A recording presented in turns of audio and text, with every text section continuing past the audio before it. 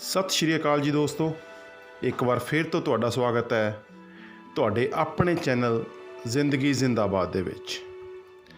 ते अज दे ब्लॉग दे विच आपां तुहानूं सैर करावांगे देव भूमि हिमाचल दे नालागढ़ अते बद्दी दी। अज अचानक बैठे बैठे लुधियाने तो अपने दोस्त गोपी दे नाल नालागढ़ अते बद्दी जाण दा प्रोग्राम बनिया। ते आओ फिर करिए फिर घूमी घूमी। ये लुधियाने तो जिहड़ी गिल्लां वाली नहर जिहनूं कहंदे ने वो भी एक कुदरती विलखण नज़ारा नहर दा।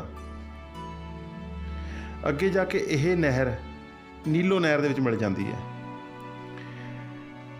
नीलो नहर कोल दराहे कोल आके दराहे तो अगे गुरथली दा पुल पैंदा जिथों 3 नहरां फटदियां ने। उन्हां विचों एक गिल्लां वाली नहर निकल जाती है, 2 नहरां अगे होर वड्डियां नहरां बन जांदियां ने। ते ये जिहड़ी नहर है ये इन्हां सारियां नहरां दी मां नहर है, जिन्होंने आम लोग नीलों वाली नहर कह देंगे ने। तो जो असीं दराहे तो इस नहर के नाल नाल चलते हैं तो सफ़र बहुत सुहावना है। कुदरत बाकमाल रंग दिखाती है, बट एक छोटी जी दिक्कत आती है कि जो असीं दराहे तो नीलों वाल नूं वधदे हैं तो अगे एक फाटक पैंदा है। तो दोस्तों एक जरूर ध्यान रखियो ते एक अरदास भी घरों तुरन लगे जरूर करियो, जे इस रूट ते जाना तो हे सच्चे पातशाह दराहे वाला फाटक ना लग्या मिले। वो यार बंदा खड़ा खड़ा अक जाता है। जे बंदा ना घरों एन वधिया मूड च तुरदा है वो सारे मूड की ऐसी तैसी ये फाटक कर दिंदा है। पहली गल तो यह फाटक साला खुलदा ही नहीं, तो जो खुल गया तो दोनों पासे मीलों तक लंबियां गड्डियां का जाम लग जाता है। चलो औखा सौखा बंदा इस जाम नूं पार करता है,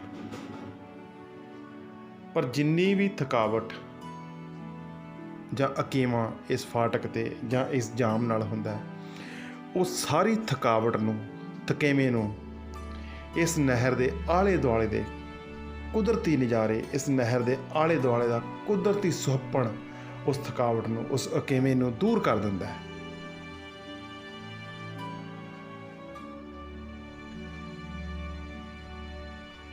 बहुत मुश्किल है यार वैसे जाम दे विच खड़ना है ना। इदां दे भूंड बस मैनूं लगदा शायद इसे नहर दे नेड़े दे लगे दिखदे ने। किसी टाइम इन्हां भूंडां दी पूरी सरदारी सी, ट्रांसपोर्ट का वधिया साधन से पिंडां वालियां कोल, पर हुण तां फॉर्चूनर ते ऑडियां का जमाना भाई, भूंड हो गए ने गैब। तो चलो फिर अगे वधीए आपां।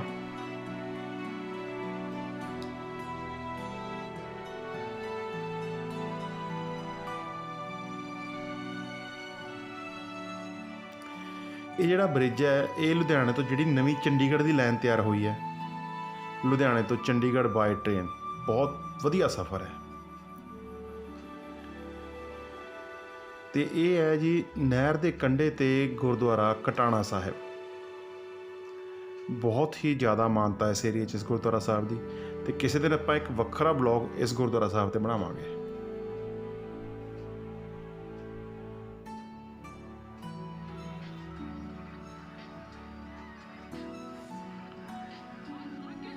तो इस जगह नूं तुसीं सारे जानदे ही हो जी, ये है टोल प्लाजा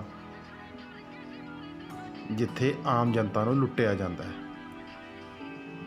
पर हुणे उजाड़ पे ने क्योंकि साडे योधिया ने धरने लाए हुए ने।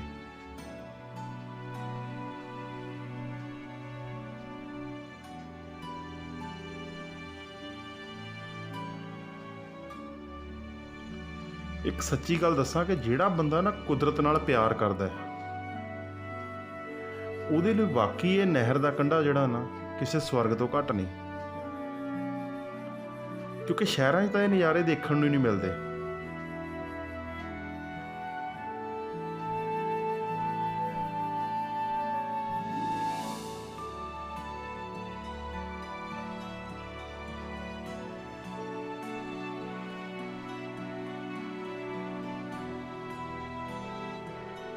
ये आ गया जी गढ़ी वाला पुल। इत्थों खब्बे हत्थ रस्ता मुड़दा माछीवाड़ा साहिब नूं ते वाया राहों हो के दुआबे नूं रस्ता निकल जाता जलंधर वाल नूं। ਸੱਜੇ ਹੱਥ ਹੈ ਸਮਰਾਲਾ। ਤੇ ਹੁਣ ਆਪਾਂ ਇੱਥੋਂ ਕ੍ਰੋਸ ਕਰਕੇ ਅੱਗੇ ਵੱਧਦੇ ਹਾਂ ਝਾੜ ਸਾਹਿਬ, ਚਮਕੌਰ ਸਾਹਿਬ, ਫਿਰ ਰੋਪੜ ਵੱਲ ਨੂੰ।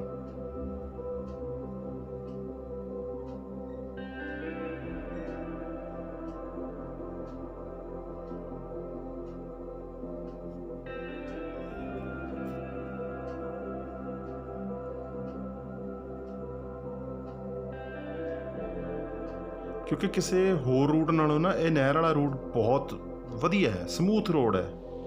ਇੱਕ ਤਾਂ ਟ੍ਰੈਫਿਕ ਵੀ ਘੱਟ ਹੈ, ਥੋੜ੍ਹਾ ਟਾਈਮ ਘੱਟ ਲੱਗਦਾ, ਪਲੱਸ ਤੁਸੀਂ ਕੁਦਰਤੀ ਨਜ਼ਾਰੇ ਮਾਣਦੇ ਰਸਤੇ ਜਾਂਦੇ ਹੋ, ਤੁਹਾਡੇ ਸਫ਼ਰ ਦਾ ਜਿਹੜਾ ਮਜ਼ਾ ਉਹ ਦੁੱਗਣਾ ਤਿੱਗਣਾ ਹੋ ਜਾਂਦਾ, ਚੌਗੁਣਾ ਹੋ ਜਾਂਦਾ। ਬਾਕੀ ਸਾਰੇ ਪਾਸੇ ਹੋਰ ਸੜਕਾਂ 'ਤੇ ਰਸ਼ ਬਹੁਤ ਰਹਿੰਦਾ, ਬਟ ਇਹ ਰੋਡ ਬਹੁਤ ਸਮੂਥ ਹੈ, ਉਹ ਰੋਡ ਵੀ ਅੱਛੀ ਹੈ।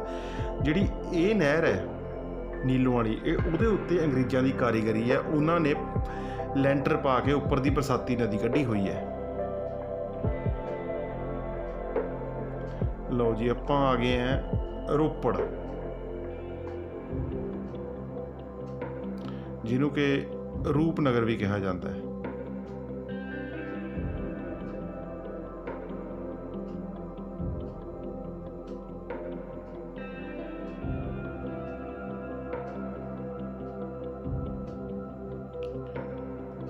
ਤਕਰੀਬਨ ਰੋਪੜ ਤੋਂ ਅੱਗੇ ਅਰਧ ਪਹਾੜੀ ਜਿਹਾ ਏਰੀਆ ਜਿਹੜਾ ਉਹ ਸ਼ੁਰੂ ਹੋ ਜਾਂਦਾ ਹੈ। ਕੁਦਰਤ ਆਪਣੇ ਰੰਗ ਦਿਖਾਉਣ ਲੱਗ ਜਾਂਦੀ ਹੈ, ਆਪਣਾ ਸੁਹੱਪਣ ਜਿਹੜਾ ਉਹ ਦਿਖਾਉਣ ਲੱਗ ਜਾਂਦੀ ਹੈ।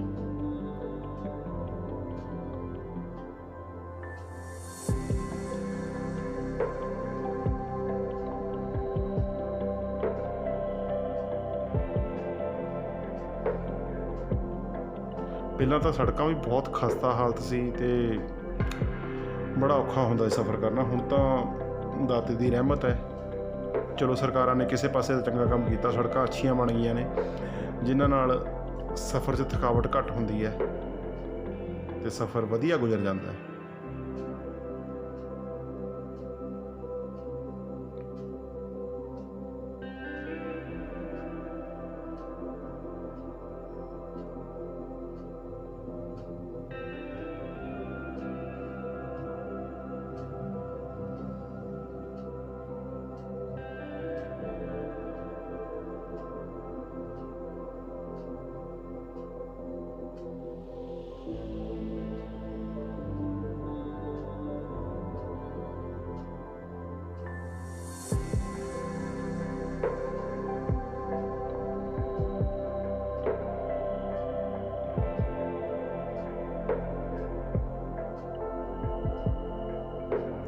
ਤੇ ਇਹ ਆ ਗਈ ਹੁਣ ਆਪਣੀ ਭਾਖੜੇ ਵਾਲੀ ਨਹਿਰ।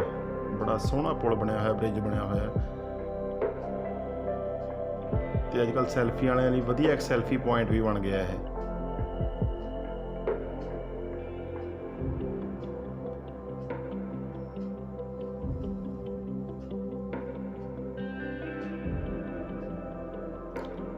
ਤੇ ਆਹ ਲਓ ਜੀ, ਆਹ ਆ ਗਿਆ ਆਪਣਾ ਬੈਰੀਅਰ, ਯਾਨੀ ਪੰਜਾਬ ਤੇ ਹਿਮਾਚਲ ਦਾ ਬਾਰਡਰ। ਤੇ ਇੱਥੋਂ ਆਪਾਂ ਹੁਣ ਐਂਟਰ ਹੋ ਗਏ ਹਾਂ ਹਿਮਾਚਲ ਦੇ ਵਿੱਚ। ਇਹ ਆ ਗਿਆ ਜੀ ਇਹਨਾਂ ਦਾ ਟੋਲ ਪਲਾਜ਼ਾ, ਤੇ ਇੱਥੇ ਆਪਾਂ ਕਟਵਾਵਾਂਗੇ ਪਰਚੀ, ਤੇ ਪਰਚੀ ਲੈਣ ਤੋਂ ਬਾਅਦ ਫਿਰ ਅੱਗੇ ਵੱਧਦੇ ਹਾਂ। ਚੱਲ ਵੀ ਗੋਪੀ ਸਿਆ।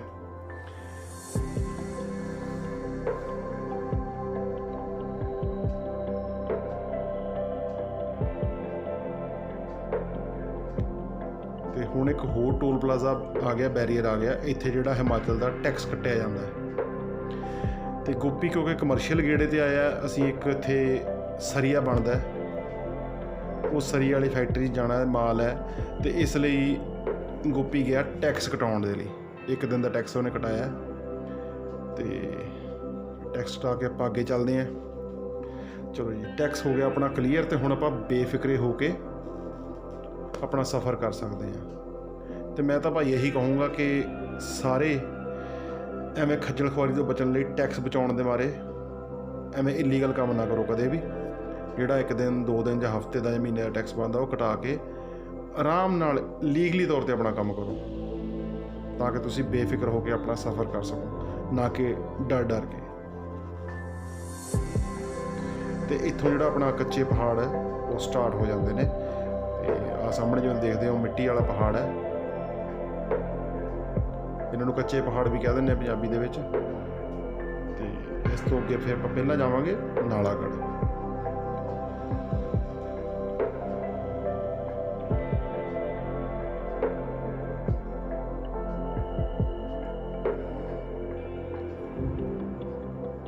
ਰਸਤੇ 'ਚ ਇੱਦਾਂ ਦੇ ਬਹੁਤ ਖੂਬਸੂਰਤ ਕੁਦਰਤੀ ਨਜ਼ਾਰੇ ਮਿਲਦੇ ਨੇ ਜਿਨ੍ਹਾਂ ਨੂੰ ਦੇਖ ਕੇ ਜਿਹੜੇ ਬੰਦੇ ਖਾਸ ਤੌਰ 'ਤੇ ਨਾ ਕੁਦਰਤ ਨਾਲ ਪਿਆਰ ਕਰਦੇ ਨੇ ਉਹਨਾਂ ਦੀ ਜਿਹੜੀ ਰੂਹ ਹੈ ਨਸ਼ਾ ਜਾਂਦੀ ਹੈ।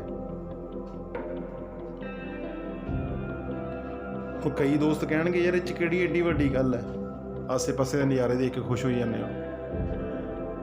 ਉਹ ਯਾਰ ਚੱਕਰ ਇਹ ਹੈ ਮੇਰੇ ਦੋਸਤੋ ਕਿ ਖੁਸ਼ੀਆਂ ਲੱਭਣੀਆਂ ਪੈਂਦੀਆਂ ਨੇ, ਖੁਸ਼ੀਆਂ ਕਿਤੇ ਪਈਆਂ ਨਹੀਂ ਮਿਲਦੀਆਂ। ਟੈਨਸ਼ਨ ਤਾਂ ਵੈਸੇ ਹੀ ਬਹੁਤ ਹੈ ਕਿ ਜੇ ਤੁਸੀਂ ਅੱਛੀ ਸਮੂਥ ਜ਼ਿੰਦਗੀ ਜੀਣਾ ਚਾਹੁੰਦੇ ਹੋ ਤਾਂ ਬੱਚਿਆਂ ਵਾਂਗੂ ਹਰ ਚੀਜ਼ ਨੂੰ ਦੇਖ ਕੇ ਖੁਸ਼ ਹੋਣਾ ਸਿੱਖੋ। ਕਮੀਆਂ ਤਾਂ ਹਰ ਬੰਦਾ ਲੱਭ ਲੈਂਦਾ, ਟੈਨਸ਼ਨਾਂ ਹਰ ਬੰਦਾ ਲੱਭ ਲੈਂਦਾ, ਪਰ ਹਰ ਗੱਲ 'ਚੋਂ ਖੁਸ਼ੀਆਂ ਕੋਈ ਲੱਭਦਾ। ਅਤੇ ਉਹ ਖੁਸ਼ੀਆਂ ਲੱਭਣ ਵਾਲਾ ਕੋਈ ਇਨਸਾਨ ਬਣਨ ਦੀ ਕੋਸ਼ਿਸ਼ ਕਰੋ, ਤੁਹਾਡੀ ਜ਼ਿੰਦਗੀ 'ਚੋਂ ਨੈਗੇਟਿਵਿਟੀ ਖਤਮ ਹੋ ਜਾਊ।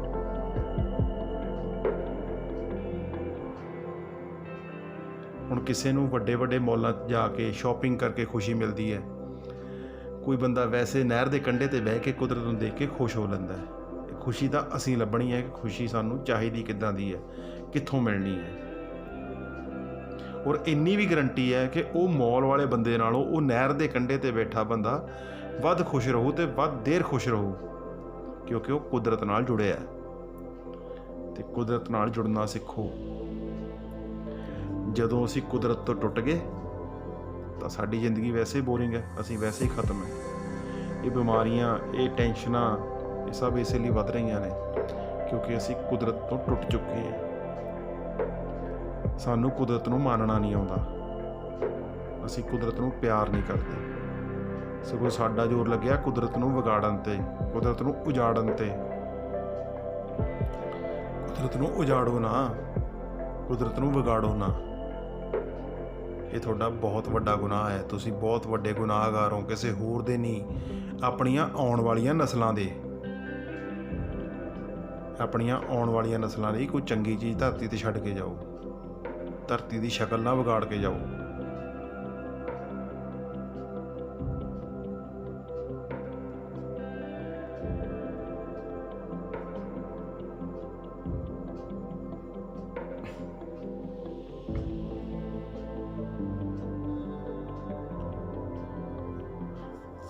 ਜਦੋਂ ਅਸੀਂ ਨਾਲਾਗੜ੍ਹ ਵੱਲ ਨੂੰ ਵੱਧਦੇ ਹਾਂ ਤਾਂ ਰੋਪੜ ਤੋਂ ਅੱਗੇ ਇਸ ਤਰ੍ਹਾਂ ਦਾ ਸੋਹਣਾ ਵਧੀਆ ਨਜ਼ਾਰਾ ਦਿਖਣ ਲੱਗ ਜਾਂਦਾ ਹੈ। ਵਧੀਆ ਪਹਾੜ, ਵਧੀਆ ਰੁੱਖ, ਵਧੀਆ ਸਾਫ਼ ਵਾਤਾਵਰਨ ਤੁਹਾਨੂੰ ਨਸ਼ਾ ਦਿੰਦਾ, ਤੁਹਾਨੂੰ ਇੱਕ ਖੁਸ਼ੀ ਦਿੰਦਾ।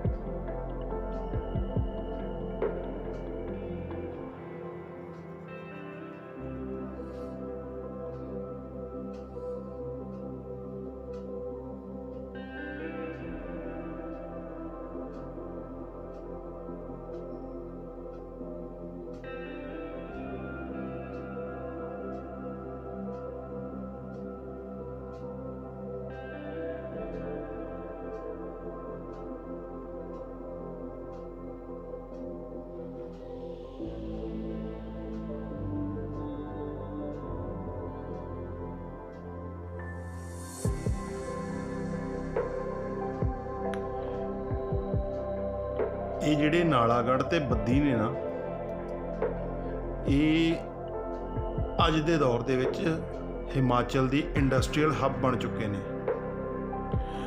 ਚੰਗੀ ਗੱਲ ਹੈ, ਏਰੀਏ ਤਰੱਕੀ ਕਰ ਰਹੇ ਨੇ ਤੇ ਲੋਕਾਂ ਨੂੰ ਰੁਜ਼ਗਾਰ ਮਿਲ ਰਿਹਾ ਹੈ, ਪਰ ਸਾਡੇ ਲਈ, ਪੰਜਾਬ ਵਾਲਿਆਂ ਲਈ ਤੇ ਪੰਜਾਬ ਦੇ ਲਈ ਨਮੋਸ਼ੀ ਦੀ ਗੱਲ ਹੈ ਕਿ ਸਾਡੇ ਇੱਥੋਂ ਇੰਡਸਟਰੀ ਹਿਮਾਚਲ ਵੱਲ ਨੂੰ ਰੁਖ ਕਰ ਰਹੀ ਹੈ, ਕਿਉਂਕਿ ਸਾਡੇ ਇੱਥੇ ਢਾਂਚਾ ਸਹੀ ਨਹੀਂ ਹੈ। ਰਿਸ਼ਵਤਖੋਰੀ, ਬੇਈਮਾਨੀ ਇਸ ਹੱਦ ਤੱਕ ਵੱਧ ਗਈ ਹੈ ਕਿ ਇੰਡਸਟਰੀਜ਼ ਜਿਹੜੇ ਹੈਗੇ ਨੇ ਉਹਨਾਂ ਨੂੰ ਇੱਥੋਂ ਬਾਹਰ ਜਾਣ ਲਈ ਮਜਬੂਰ ਹੋਣਾ ਪੈਂਦਾ ਹੈ। ਉਹਨਾਂ ਨੂੰ ਇੰਨਾ ਕੁ ਜ਼ਿਆਦਾ ਤੰਗ ਕੀਤਾ ਜਾਂਦਾ, ਇੰਨਾ ਉਹਨਾਂ ਦਾ ਲਹੂ ਪੀਤਾ ਜਾਂਦਾ ਹੈ, ਕੋਈ ਸਹੂਲਤ ਉਹਨਾਂ ਨੂੰ ਮਿਲਦੀ ਨਹੀਂ ਪ੍ਰੋਪਰ। ਬਿਜਲੀ ਮਹਿੰਗੀ ਹੈ, ਟੈਕਸ ਵੱਧ ਨੇ, ਕੋਈ ਬੇਸਿਕ ਸਟਰਕਚਰ ਸਾਡੀਆਂ ਸਰਕਾਰਾਂ ਅੱਜ ਤੱਕ ਪ੍ਰੋਪਰ ਤਿਆਰ ਨਹੀਂ ਕਰ ਸਕੀਆਂ। ਹਿਮਾਚਲ ਵਾਲਿਆਂ ਲਈ ਮਾਣ ਦੀ ਗੱਲ ਹੈ, ਪਹਾੜੀ ਏਰੀਆ ਹੋਣ ਦੇ ਬਾਵਜੂਦ ਉਹਨਾਂ ਨੇ ਅੱਛਾ ਇੱਕ ਜਿਹੜਾ ਸਟਰਕਚਰ ਹੈ ਉਹ ਇੰਡਸਟਰੀ ਨੂੰ ਤਿਆਰ ਕਰਕੇ ਦਿੱਤਾ ਹੈ। ਉਹਨਾਂ ਦੇ ਕਾਫੀ ਸਾਰੇ ਟੈਕਸ ਜਿਹੜੇ ਪੰਜਾਬ ਨਾਲੋਂ ਘੱਟ ਨੇ, ਕਈ ਟੈਕਸ ਉਹਨਾਂ ਨੇ ਮਾਫ ਕਰਤੇ, ਬਿਜਲੀ ਸਸਤੀ ਹੈ, ਪਾਣੀ ਦੀ ਵਧੀਆ ਸਹੂਲਤ ਇੰਡਸਟਰੀ ਨੂੰ ਦਿੱਤੀ ਗਈ ਹੈ, ਲੇਬਰ ਸਸਤੀ ਮਿਲ ਰਹੀ ਹੈ, ਹੋਰ ਬਹੁਤ ਸਾਰੀਆਂ ਗੱਲਾਂ ਜਿਹੜੀ ਗੌਰਮੈਂਟ ਨੇ ਇੰਡਸਟਰੀ ਨੂੰ ਲਾਲਚ ਦਿੱਤਾ ਹੈ ਅਤੇ ਇੰਡਸਟਰੀ ਖੁਦ ਬ ਖੁਦ ਉੱਥੇ ਜਾ ਰਹੀ ਹੈ ਕਿਉਂਕਿ ਉਹਨੂੰ ਫਾਇਦਾ ਹੋ ਰਿਹਾ ਅਤੇ ਪੰਜਾਬ ਦੇ ਵਿੱਚ ਬੇਰੁਜ਼ਗਾਰੀ ਵੱਧ ਰਹੀ ਹੈ। ਬਹੁਤ ਵੱਡੇ ਵੱਡੇ ਘਰਾਣੇ ਜਿਹੜੇ ਨੇ ਆਪਣੀਆਂ ਇੰਡਸਟਰੀ ਨੂੰ, ਜਿਹੜੀਆਂ ਉਹਨਾਂ ਦੀ ਯੂਨਿਟਾਂ ਨੇ, ਉੱਥੇ ਨਾਲਾਗੜ੍ਹ ਜਾਂ ਬੱਦੀ ਵਰਗੇ ਏਰੀਏ ਸ਼ਿਫਟ ਕਰ ਚੁੱਕੇ ਨੇ। ਪਤਾ ਨਹੀਂ ਸਾਡੀ ਸੁੱਤੀ ਸਰਕਾਰ ਕਦੋਂ ਜਾਗੂ। ਇੱਥੇ ਤਾਂ ਮੰਤਰੀਆਂ ਸੰਤਰੀਆਂ ਨੂੰ, ਅਫਸਰਾਂ ਨੂੰ ਆਪਣੀਆਂ ਕੋਠੀਆਂ ਬਣਾਉਣ ਤੋਂ, ਲੋਕਾਂ ਨੂੰ ਲੁੱਟਣ ਤੋਂ ਬਿਨਾਂ ਹੋਰ ਕੁਛ ਆਉਂਦਾ ਹੀ ਨਹੀਂ। ਦੋਵੇਂ ਹੱਥੀਂ ਲੁੱਟ ਰਹੇ ਨੇ ਲੋਕਾਂ ਨੂੰ।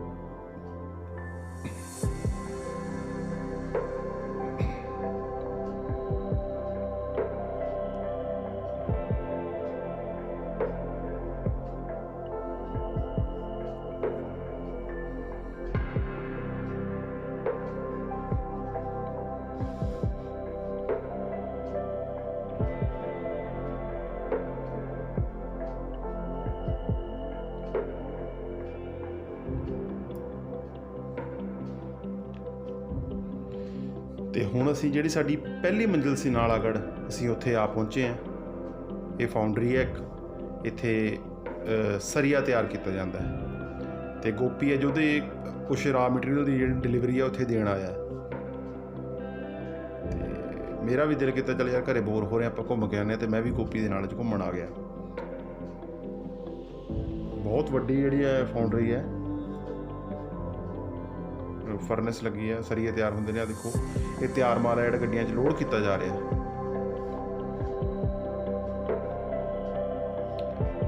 ਕਈ ਵੱਡੇ ਬ੍ਰਾਂਡ ਨੇ ਜਿਨ੍ਹਾਂ ਦਾ ਇਹ ਮਾਲ ਤਿਆਰ ਕਰਦੇ ਨੇ ਅਤੇ ਬਾਅਦ ਵਿੱਚ ਬ੍ਰਾਂਡ ਜਿਹੜੇ ਨੇ ਉਹਨਾਂ 'ਤੇ ਆਪਣੀ ਸਿਰਫ ਸਟੈਂਪ ਲਾਉਂਦੇ ਨੇ, ਜਦ ਕਿ ਬੇਸਿਕਲੀ ਇਹ 2-3 ਅੱਛੀਆਂ ਕੰਪਨੀਆਂ ਜਿਹੜੀਆਂ ਉੱਥੇ ਤਿਆਰ ਕਰ ਰਹੀਆਂ ਨੇ ਨਾਲਾਗੜ੍ਹ ਬੱਦੀ ਦੇ ਵਿੱਚ, ਅਤੇ ਬਾਅਦ ਵਿੱਚ ਜਿਹੜੀਆਂ ਨਾਮਵਰ ਕੰਪਨੀਆਂ ਨੇ ਉਹਨਾਂ ਦੀ ਸਿਰਫ ਇੱਕ ਸਟੈਂਪ ਲੱਗਦੀ ਹੈ।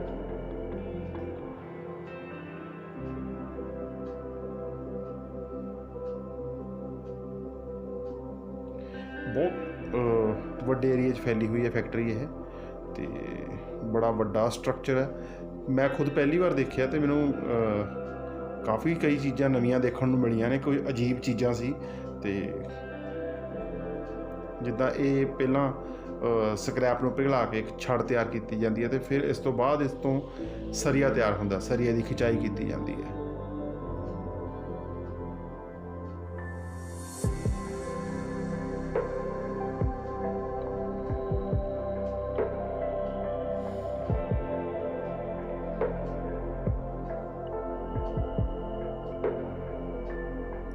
ਬਹੁਤ ਇੱਕ ਲਾਰਜ ਸਕੇਲ ਜਿਹੜਾ ਸੈਟਅਪ ਇਹ ਲੱਗਿਆ ਹੋਇਆ ਹੈ।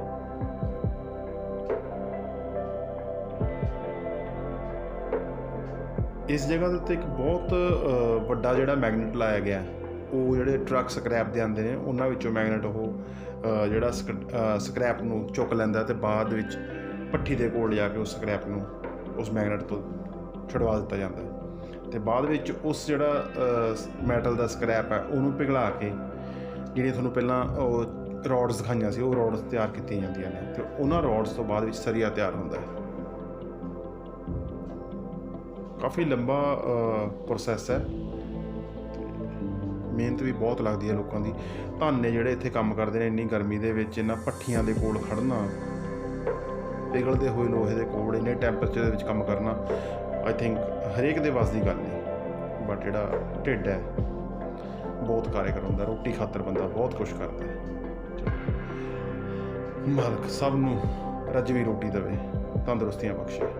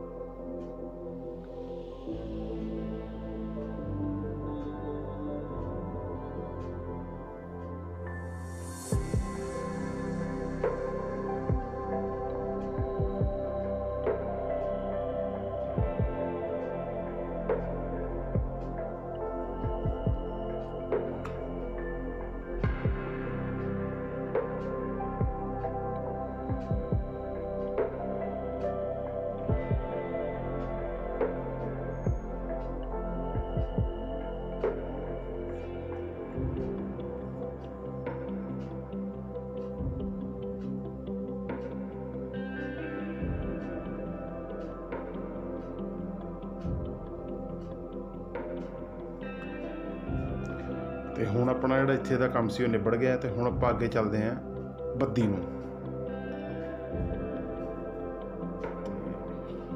ਥੋੜ੍ਹਾ ਜਿਹਾ ਮਾਲ ਇੱਕ ਬੱਦੀ ਵੀ ਇੱਧਰ ਫਾਊਂਡਰੀ ਹੈ ਅਤੇ ਉਹਦਾ ਮਾਲ ਗੋਪੀ ਦੀ ਗੱਡੀ ਹਜੇ ਲੋਡ ਹੈ ਅਤੇ ਉਹਦੀ ਡਿਲੀਵਰੀ ਜਿਹੜੀ ਆਪਾਂ ਉੱਥੇ ਬੱਦੀ ਜਾ ਕੇ ਦੇਣੀ ਹੈ।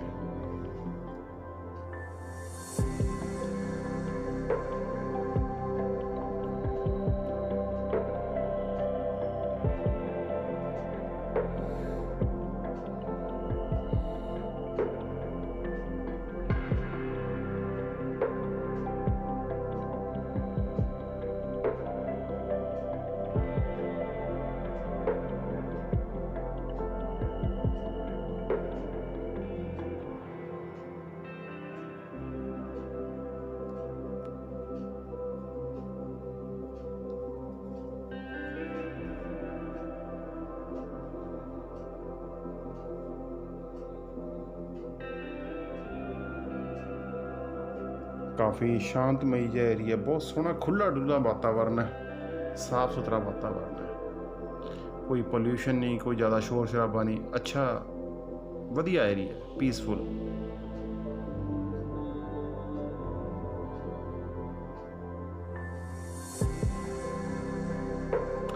ਜਦੋਂ ਤੁਸੀਂ ਸਵੇਰੇ ਸਵੇਰੇ ਉੱਠਦੇ ਹੋ, ਤੁਹਾਡੇ ਘਰ ਦੀ ਖਿੜਕੀ 'ਚੋਂ, ਤੁਹਾਡੇ ਘਰ ਦੇ ਵਿਹੜੇ 'ਚੋਂ ਜਦੋਂ ਤੁਹਾਨੂੰ ਪਹਾੜ ਦਿਖਦੇ ਨੇ ਜਾਂ ਕੁਦਰਤ ਆਪਣਾ ਰੰਗ ਦਿਖਾਉਂਦੀ ਹੈ ਤਾਂ ਬੰਦਾ ਵੈਸੇ ਹੀ ਚਾਰਜ ਹੋ ਜਾਂਦਾ, ਬੰਦੇ ਨੂੰ ਬੂਸਟ ਮਿਲ ਜਾਂਦਾ ਹੈ।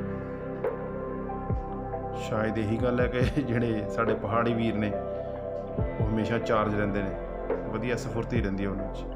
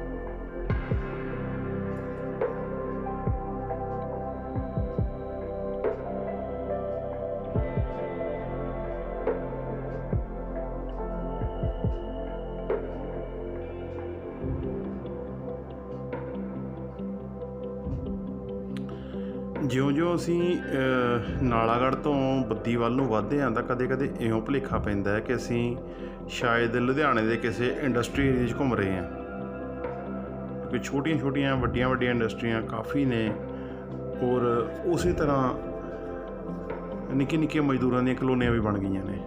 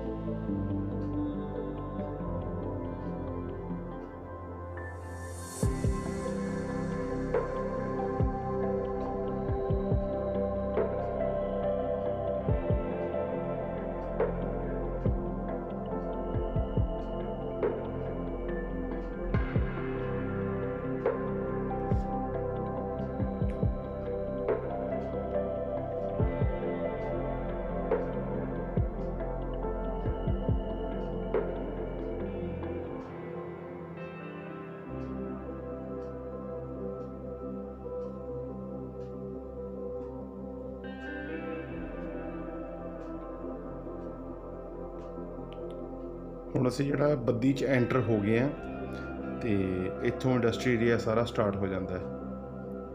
ਕਾਫੀ ਵੱਡੇ ਵੱਡੇ ਜਿਹੜੇ ਨਾਮ ਨੇ ਇੰਡਸਟਰੀ ਦੇ ਵਿੱਚ, ਉਹਨਾਂ ਸਾਰਿਆਂ ਨੇ ਜਿਹੜਾ ਆਪਣਾ ਬਿਜ਼ਨਸ ਇੱਥੇ ਸ਼ਿਫਟ ਕਰ ਲਿਆ। ਜਿਸ ਤਰ੍ਹਾਂ ਸਾਹਮਣੇ ਹੈ, ਇਹ ਕੋਲਗੇਟ ਵਾਲਿਆਂ ਦੀ ਹੈ। ਕਾਫੀ ਵੱਡਾ ਸੈਟਅਪ ਹੈ ਕੋਲਗੇਟ ਦਾ ਇਸ ਜਗ੍ਹਾ ਬੱਦੀ ਦੇ ਵਿੱਚ।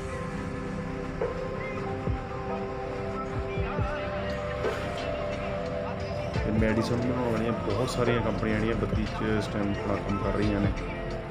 ਹੋਰ ਵੀ ਇੰਡਸਟਰੀ ਹੈ ਕਾਫੀ, ਜਿੱਦਾਂ ਕੱਪੜਿਆਂ ਨਾਲ ਰਿਲੇਟਡ ਹੈ, ਚਾਹੇ ਸ਼ੂਜ਼ ਨਾਲ ਹੈ, ਚਾਹੇ ਕੋਈ ਪਾਰਟਸ ਬਣ ਰਹੇ ਨੇ ਸਾਈਕਲ ਪਾਰਟਸ ਜਾਂ ਕੋਈ ਹੋਰ।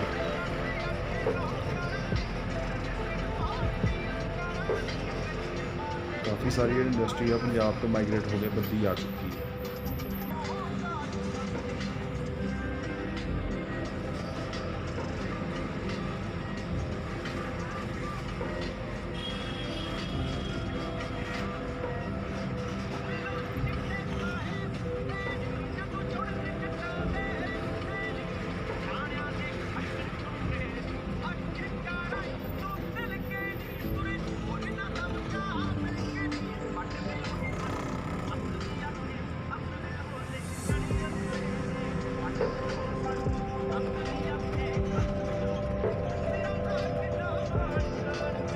ਫਾਈਨਲੀ ਅਸੀਂ ਹੁਣ ਆਪਣੀ ਡੈਸਟੀਨੇਸ਼ਨ 'ਤੇ ਜਿਹੜਾ ਪਹੁੰਚ ਚੁੱਕੇ ਹਾਂ। ਇੱਥੇ ਸਿੱਧੀ ਵਿਨਾਇਕ ਕਰਕੇ ਇੱਕ ਫਰਨੈਸ ਹੈ ਜਿੱਥੇ ਅਸੀਂ ਜਾਣਾ ਸੀ, ਅਤੇ ਉੱਥੇ ਅਸੀਂ ਹੁਣ ਤਕਰੀਬਨ ਪਹੁੰਚ ਚੁੱਕੇ ਹਾਂ।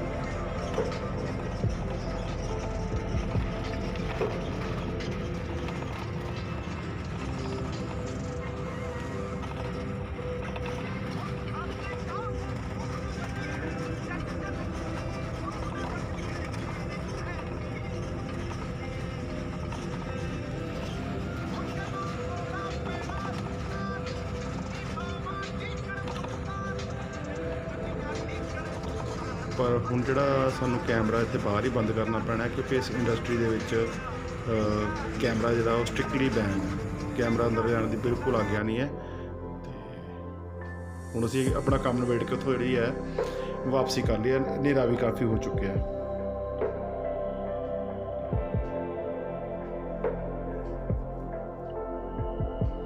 ਕਾਫੀ ਜ਼ਿਆਦਾ ਜਿਹੜਾ ਟਾਈਮ ਹੈ ਉਹ ਸਿੱਧੀ ਵਿਨਾਇਕ ਸਾਨੂੰ ਲੱਗ ਗਿਆ, ਅਤੇ ਇਸ ਲਈ ਕਾਫੀ ਹਨੇਰਾ ਹੋ ਗਿਆ।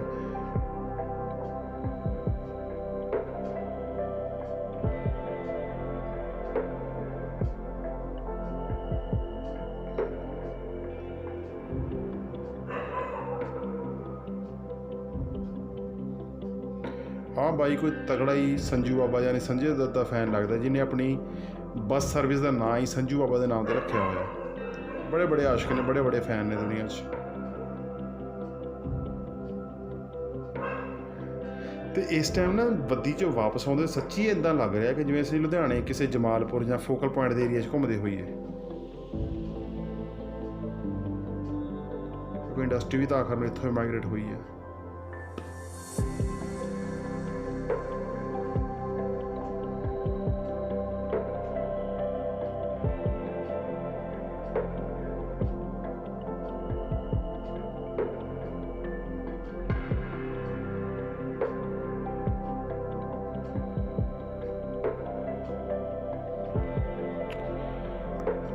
ਚਲੋ ਓਕੇ ਦੋਸਤੋ, ਸ਼ੁਭ ਰਾਤਰੀ, ਸ਼ੱਬਾ ਖੈਰ, ਅਤੇ ਜਲਦੀ ਮਿਲਦੇ ਹਾਂ ਆਪਾਂ ਇੱਕ ਨਵੀਂ ਡੈਸਟੀਨੇਸ਼ਨ 'ਤੇ ਨਵੇਂ ਬਲੌਗ ਦੇ ਨਾਲ ਤੁਹਾਡੇ ਆਪਣੇ ਚੈਨਲ ਜ਼ਿੰਦਗੀ ਜ਼ਿੰਦਾਬਾਦ ਦੇ ਵਿੱਚ।